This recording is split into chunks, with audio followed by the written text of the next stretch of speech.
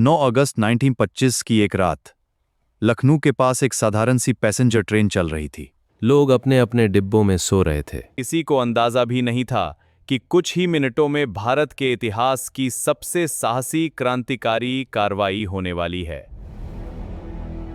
एक ऐसी घटना जिसने ब्रिटिश सरकार की नींव हिला दी और जिसने भारत के स्वतंत्रता आंदोलन को एक नया मोड़ दे दिया। लेकिन सबसे चौंकाने वाली बात यह है, यह सिर्फ एक डकैती नहीं थी, यह एक संदेश था, एक क्रांति थी, एक चेतावनी थी। आज की इस डॉक्यूमेंट्री में हम बात करेंगे काकोरी ट्रेन लूट की, एक ऐसी घटना जिसे ब्रिटिश सरकार ने सबसे संगठित क्रांतिकारी हमला कहा था। तारीख 9 अगस्त 1925।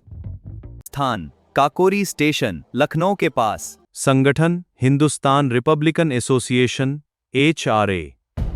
हमें ट्रेन का रूट चार्ट फिर से देखना होगा। लेकिन सवाल यह है, आखिर कुछ युवा क्रांतिकारियों ने सरकारी ट्रेन को रोककर उसका खजाना क्यों लूटा? क्या यह सिर्फ पैसे की कमी थी या इसके पीछे कोई और गहरी रणनीति छिपी थी? और सबसे बड़ा सवाल, क्या ब्रिटिश सरकार ने बाद में इन क्रांतिकारियों को न्याय दिया या बदले की आग में उन्हें कुचल दिया? चलिए कहानी शुरू करते हैं। साल था 1920 का दशक। भारत में असंतोष बढ़ रहा था। गांधी जी का असहयोग आंदोलन रद्द हो चुका था। युवा क्रांतिकारी निराश थे। हाँ, हम हार मानने वालों में से नहीं हैं। उन्हें लग रहा था कि सिर्फ शांतिपूर्ण तरीकों से ब्रिटिश साम्राज्य को नहीं हिलाया जा सकता। इसी माहौल में एक संगठन उभरता है, Hindustan Republican association HRA। Hindustan Republican association HRA की स्थापना अक्टूबर 1924 में कानपुर में सचिंद्र सान्याल, योगेश चंद्र चटर्जी और रामप्रसाद बिस्मिल द्वारा की गई थी, जिसका उद्देश्य था हथियारबंद क्रांति के जरिए भारत को आजाद कराना। इस संगठन के प्रमुख चेहरे थे रामप्रसाद बिस्मिल, अशफाक उल्ला खान, चंद्रशेखर आजाद, राजेंद्र लाहिड़ी, रोशन सिंह, शचींद्रनाथ बख्शी, बनवारी लाल। लेकिन एक समस्या थी, क्रांति के लिए पैसे चाहिए थे। हथियार, गोला बारूद, गुप्त ठिकाने, प्रशिक्षण, सबके लिए फंड की जरूरत थी। और ब्रिटिश सरकार वो हर क्रांतिकारी गतिविधि पर कड़ी नजर रख रही थी। ऐसे में बिस्मिल ने एक साहसी योजना बनाई, सरकारी खजाना ले जा रही ट्रेन को लूटना। यह सिर्फ पैसे का मामला नहीं था, यह ब्रिटिश सरकार को एक संदेश था, हम तुम्हारे घर में घुसकर भी लड़ सकते हैं। योजना बेहद जोखिम भरी थी, क्योंकि ट्रेन में सिर्फ पैसा नहीं था, बल्कि ब्रिटिश पुलिस भी मौजूद रहती थी। लेकिन HRA के पास कोई और विकल्प नहीं था। टारगेट चुना गया, 8 down Saharanpur Lucknow passenger train. इस ट्रेन में हर महीने सरकारी खजाना लखनऊ भेजा जाता था।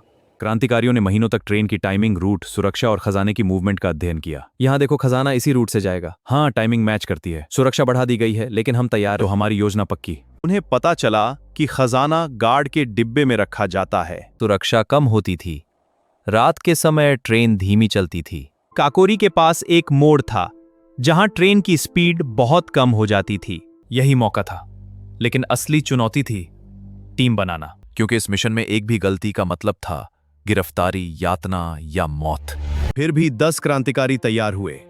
उनमें से कई की उम्र 20-25 साल के बीच थी। सोचिए, इतने युवा, इतनी बड़ी जिम्मेदारी और इतना बड़ा जोखिम। लेकिन किसी को अंदाजा नहीं था कि इस मिशन के बाद उनकी जिंदगी हमेशा के लिए बदल जाएगी। 9 अगस्त 1925 का दिन, शाम 6 बजे के आसपास ट्रेन सहारनपुर से चली। क्रांतिकारी अलग अलग स्टेशनों से ट्रेन में चढ़े, कुछ यात्री बनकर, कुछ मजदूर बनकर, कुछ सामान्य लोगों की तरह। जैसे ही ट्रेन काकोरी के पास पहुंची, चंद्रशेखर आजाद ने चेन खींचकर ट्रेन रोक दी। अचानक ब्रेक लगने से लोग घबरा गए। लेकिन इससे पहले कि कोई समझ पाता, भारतीय क्रांतिकारी एक्शन में आ चुके थे। बिस्मिल और अशफाक ने गार्ड के डिब्बे को घेर लिया। राजेंद्र लाहिड़ी ने हथियार संभाले। बाकी क्रांतिकारी ट्रेन के दोनों तरफ फैल गए। गार्ड ने विरोध किया, लेकिन बिस्मिल ने कहा, हम किसी यात्री को नुकसान नहीं पहुंचाएंगे, हमें सिर्फ सरकारी पैसा चाहिए। डर के मरे गार्ड मान गया। क्रांतिकारियों ने लोहे के हथौड़ों से खजाने का बक्सा तोड़ा।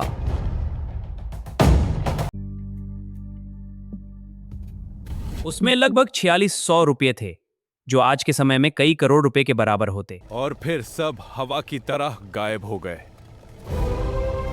ब्रिटिश सरकार हिल गई, क्योंकि यह सिर्फ चोरी नहीं थी, ये एक राजनीतिक हमला था।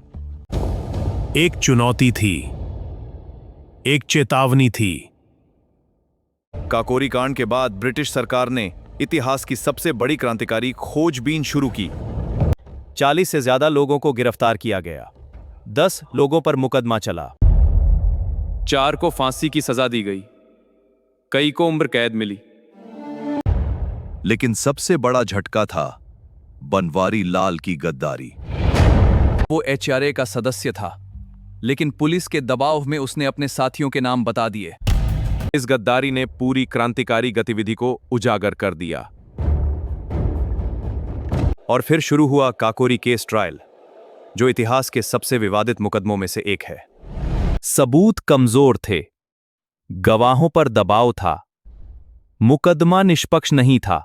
ब्रिटिश सरकार बदला लेना चाहती थी, लेकिन ब्रिटिश सरकार ने कठोर फैसला सुनाया। भारत मां के सपूतों में से राम प्रसाद बिस्मिल, अशफाक उल्ला खान, राजेंद्र लाहिड़ी, रोशन सिंह को फांसी दी गई।